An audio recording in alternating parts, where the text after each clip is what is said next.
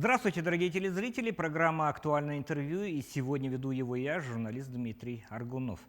18 апреля отмечается Международный день охраны памятников культурного наследия. И очень отрадно, что именно в этот день наша телекомпания совместно с Департаментом Республики Саха-Якутия по охране объектов культурного наследия и другими организациями, да, мы расскажем чуть попозже, проводит очень-очень знаменательное мероприятие. Телемарафон по сбору средств на восстановление одного из уникальных памятников культурного наследия XVIII века, которое стоит в селе Мая.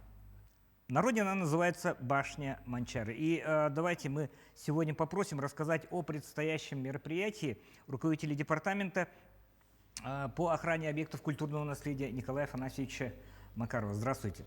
Добрый день. Давайте вот.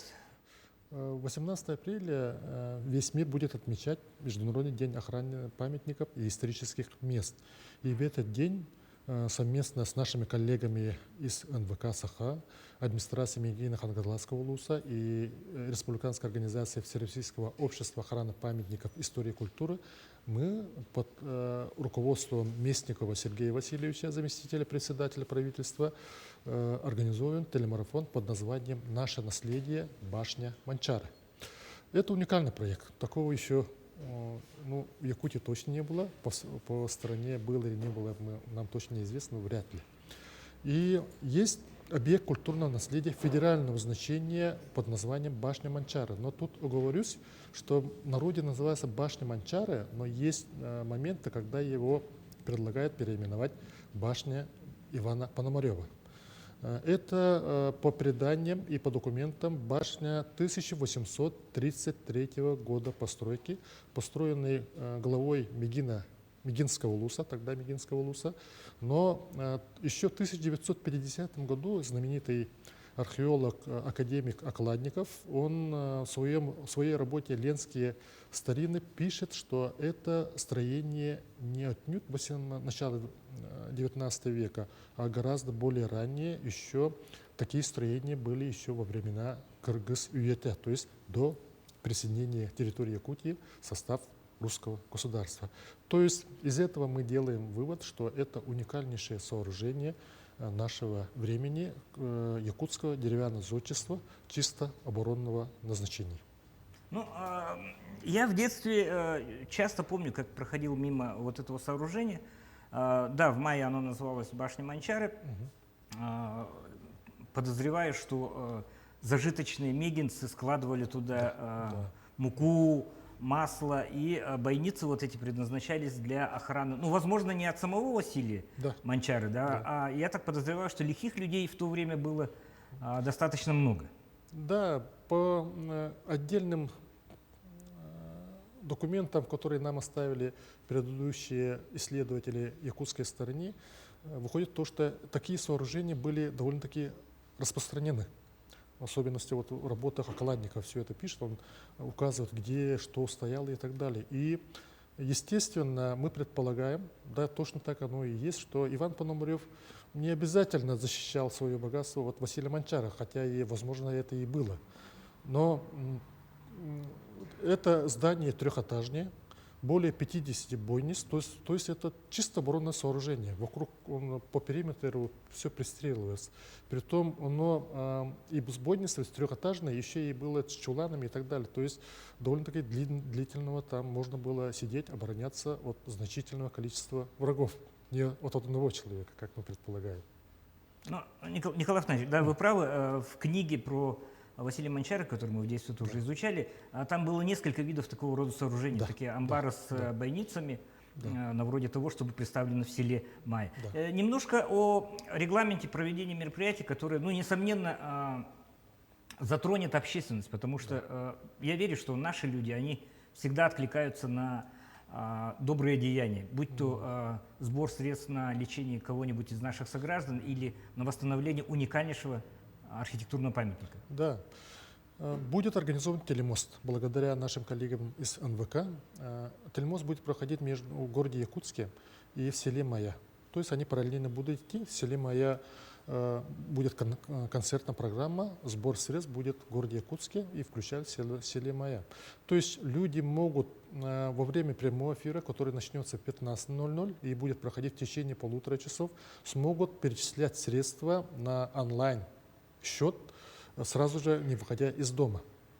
И набирают номер, по которому могут отправить любую сумму. Это может быть большая сумма, это может быть маленькая сумма. Общая смета расходов на восстановление этого объекта составляет 2 529 000. Мы на эти средства планируем полностью восстановить объект. Именно когда его переносили 1973 года из местности Томтор, Мегина Хангаласского улуса, там из-за ветхости, возможно, из ветхости, были перенесены некоторые детали. Например, оклад, например, покрытие крыши.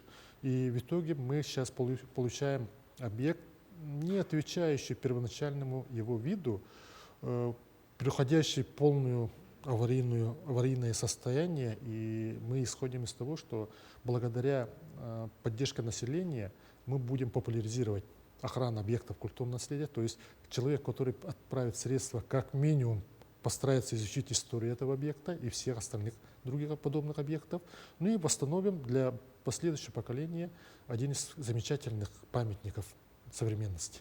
На этапе восстановления данного памятника архитектуры возможно ли участие волонтеров, как было вот, есть же движение волонтеров, которые по охране как раз памятников культуры? Да, мы в прошлом году довольно-таки успешно с коллегами из Ероба ОПЕК реализовали проект Сорнамоллан Фест, и в этом году он будет продолжен. И в частности, в этом году у нас в планах охватить вот этот проект. К тому же мы еще и добавим 2 дома, где жил герой Федор Кузьмич Попов. То есть проект Сорнамоллан Фест довольно-таки значительные планы имеет на территории Мегина Хангаласского улуса. Естественно, мы будем рады встретить любую поддержку. Николай Афанасьевич, на фотографиях, которых, вот смотрите, один такой момент. Вы сказали, что можно задавать любые вопросы. Конечно, конечно. На самой башне Пономарева висит табличка «Охраняется государством». Да. Почему охрана государством выливается в тот же сбор средств? Почему народ должен воплощать в себе государство? Классический вопрос. Если охраняется государством, то и государство должно все это восстанавливать, реставрировать. Немного статистики. У нас по республике 1852 объектов культурного наследия. Это разных категорий, в том числе памятников архитектуры, более 400. И благодаря поддержке общественности с 2019 года, когда Арсений Сергеевич Николаев начал проект «Сохраним памятники», 31 объект культурного наследия уже восстановлен.